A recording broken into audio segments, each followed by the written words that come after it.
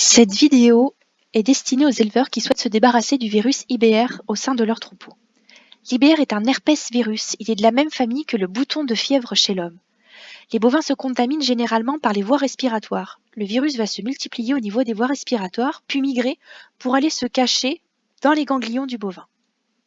Le virus IBR est capable de se réactiver à n'importe quel moment à la faveur d'un stress, comme par exemple lors d'un transport, d'un vélage, après une injection de corticoïdes ou lors d'une surinfection par un autre virus, une bactérie ou lors d'infestations parasitaires comme par exemple lors de bronchites vermineuses.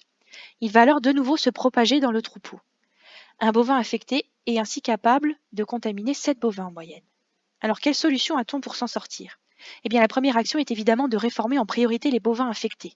Pour cela, il faut demander régulièrement la liste à votre GDS afin de cibler au mieux vos réformes. La deuxième action est de limiter les stress au maximum, en limitant les transports, en prenant de la distance avec vos voisins au niveau de vos clôtures de pâture pour éviter de contaminer votre voisinage ou de vous faire vous-même contaminer par vos voisins, en évitant d'acheter des bovins, le mélange de microbismes étant un facteur de risque très élevé pour réactiver le virus.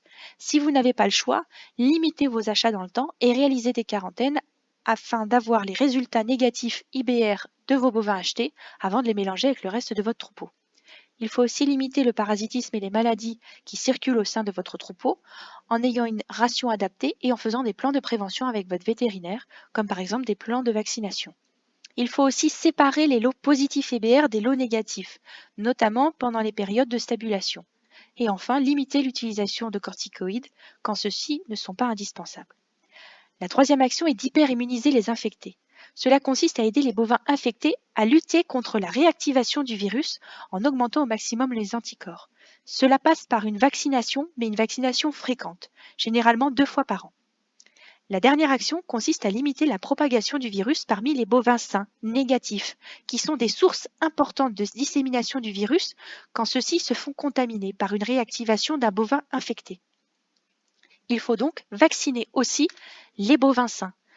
Si vous vaccinez vos bovins contaminés, que vous vaccinez aussi vos bovins sains, alors en cas de réactivation du virus chez un bovin infecté, il y aura une très faible circulation dans le troupeau. Quel vaccin utiliser ? Il existe plusieurs vaccins sur le marché, dont des vaccins délétés.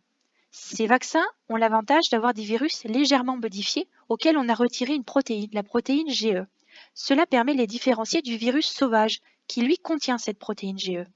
Un bovin infecté par le virus sauvage aura donc dans le sang 2 types d'anticorps, des anticorps GB et des anticorps GE, alors qu'un bovin sain, simplement vacciné, n'aura pas d'anticorps GE, il aura simplement des anticorps GB. Cela permet donc à la prise de sang de différencier des bovins vaccinés des bovins infectés. Les vins infectés seront GE positifs et ce sont eux qu'il faut réformer en priorité, alors que les vaccinés seront GE négatifs, ils ne sont pas prioritaires à la réforme. Cela permet à terme, en fin d'assainissement, de pouvoir obtenir l'appellation troupeau indemne vacciné et de pouvoir arrêter la vaccination. Quelles sont les périodes optimales pour la vaccination ? Eh bien, il faut le faire avant les périodes à risque, notamment les périodes de stabulation, au moment des vélages et du regroupement des animaux, qui sont des périodes de stress importantes et de réactivation du virus. Il faut donc vacciner le troupeau avant la rentrée en stabulation et une deuxième fois à la sortie en pâture. La vaccination IBR peut se faire avant et après la prophylaxie. Il ne faut pas obligatoirement la faire en même temps que les prises de sang.